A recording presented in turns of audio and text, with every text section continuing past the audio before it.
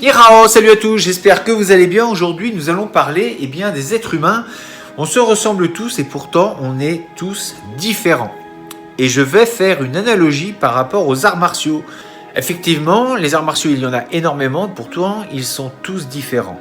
À ceci près, c'est que les arts martiaux enseignent généralement les mêmes valeurs.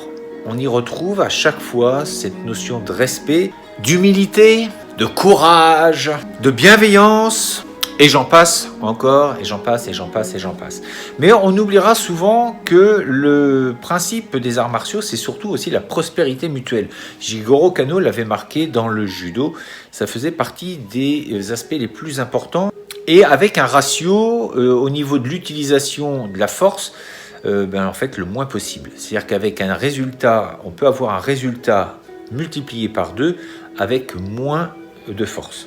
D'où le concept de la souplesse. Donc si ces arts martiaux sont tous différents mais qu'ils prônent les mêmes valeurs, on peut en plus voir ça par rapport aux êtres humains de la même façon. On est tous différents mais on recherche En fait le bonheur. On recherche tous un peu la même chose sur cette planète et à évoluer. Bien qu'il y en a qui ne cherchent pas du tout ce genre d'aspect. Et pour y arriver, nous avons différents moyens. Nous avons toutes nos solutions, nos petits secrets. Et bien évidemment, il n'y a pas de vérité. Chacun a sa vérité. Tout comme les arts martiaux, j'entends souvent sur des groupes, sur des forums, entendre des gens demander quel est l'art martial le meilleur. C'est un peu comme si on demandait quel est l'humain le meilleur. Nous avons tous quelque chose en nous qui peut être révélé si déjà et seulement si on y croit nous-mêmes.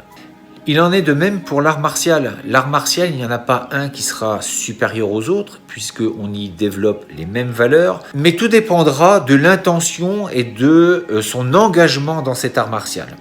Et ça, je dirais que c'est le premier niveau. Si les gens s'arrêtent à savoir quel est l'art martial le plus efficace, alors on passe à côté à mon sens, de ce qui est le plus important dans l'art martial.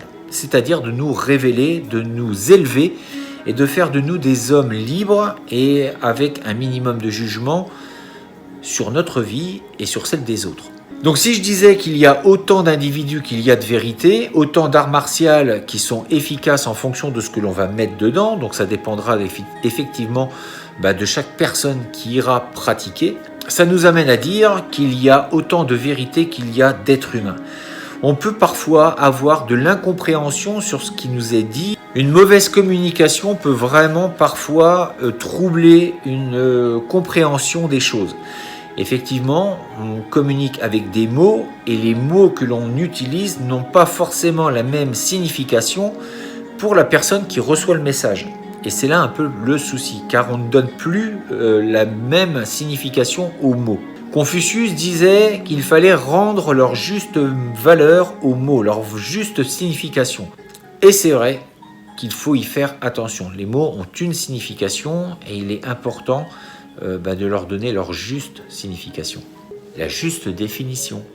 On peut avoir au fond de son cœur une certaine idée des choses, vouloir véhiculer une certaine idée des choses, et on va formuler donc des mots pour conduire, pour représenter notre image que l'on a et qu'on voudrait que les gens comprennent. Le problème, et c'est là où il peut y avoir parfois incompréhension, c'est que nos mots ne vont pas véhiculer forcément à 100% ce que l'on voudrait vraiment dire. Ou parfois on a du mal à s'exprimer, c'est pas évident pour tout le monde, et puis on a envie de donner de bonnes choses, mais la façon où on le dit peut avoir de mauvaises interprétations. D'où l'importance parfois de reformuler et de s'intéresser un peu plus à la personne ou à l'art martial en question, et donc de voir si ce que l'on envoie, c'est-à-dire que la traduction de la pratique que l'on est en train de regarder, est-ce que c'est vraiment celle qui est véhiculée, ou est-ce que c'est pas une mauvaise interprétation que l'on a parfois de ce que l'on voit. Je dis ça parce que en voyant certaines vidéos sur les chaînes que l'on connaît, sur les réseaux sociaux, beaucoup émettent des critiques, mais en fait on ne connaît pas pourquoi ils ont fait ça. Alors bien évidemment il y a des choses qui paraissent un peu grosses, mais sur beaucoup d'autres j'ai pu me rendre compte qu'on est très facilement critiquables et on critique énormément sans même savoir ce qui se passe. On ne pose même pas de questions. C'est d'une facilité déconcertante à quel point derrière un écran, on est capable d'émettre un jugement sur le travail que l'on montre. Bien souvent, les gens qui le font ne le font pas pour se gausser ou pour dire « regardez à quel point je suis fort ». Souvent, c'est par envie, par choix, bien sûr, de partager et puis de donner des idées nouvelles. Pourquoi trouvons-nous cette notion de critique? Pourquoi vouloir critiquer? Est-ce que ça nous donne du poids? Est-ce que ça nous donne de l'emprise sur ce que l'on voit en pensant qu'on est suffisamment expert ou je ne sais quoi pour pouvoir émettre un jugement? Je ne dis pas qu'il ne faut pas le faire, mais est-ce que c'est nécessaire? Ne peut-on pas non plus essayer de comprendre ou de voir pourquoi et dans quel but ils ont partagé certaines vidéos? Et bien sûr que ce n'est pas toujours parfait, mais est-ce que l'on est soi-même parfait et de quel droit peut-on juger le travail de gens qui essayent de montrer des choses? Ne pourrait-on pas plutôt encourager, essayer de comprendre, encore une fois, avoir cette compréhension, d'avoir cette bienveillance qui est pratiquée dans les arts martiaux et de se dire eh bien, écoute, ce que tu fais me semble pas encore parfait, mais tu peux peut-être faire ça, faire ceci, donner des conseils, mais encore une fois avec bienveillance et de se poser les bonnes questions et de se dire est-ce que je suis suffisamment apte à donner des conseils? C'est pas simple de donner des conseils avec bienveillance. Et puis, on se bat trop souvent sur les mots dans la vie de tous les jours pour des choses qui sont futiles. On perd beaucoup d'énergie, beaucoup de temps pour des choses qui ne nous apportent rien. Et c'est ce qu'on doit rechercher aussi dans les arts martiaux, cette utilisation de la force avec un maximum d'efficacité pour un effort moindre. Ce que l'on croit dans notre vie est notre vérité, elle nous est propre, donc nous avons tous des vérités, sachons être bienveillants les uns avec les autres et surtout sachons respecter le choix de certains. Il n'y a pas besoin de vouloir imposer son point de vue, c'est simplement penser qu'effectivement il y a des gens qui pensent différemment et c'est leur vérité et chacun aura raison de son point de vue. Ce qui est important, c'est de se consacrer à ce que l'on fait nous, ce que l'on fait soi-même pour devenir meilleur. Et puis sur les choses qui se disent, sur les arts martiaux, que ce soit sur vous, dans votre vie, eh bien passez outre. Je sais que c'est pas simple, mais dans les arts martiaux c'est pareil, il y aura toujours des gens qui vont critiquer. Et qu'est-ce qu'il faut faire pour ça? Eh bien rien, simplement continuer de pratiquer.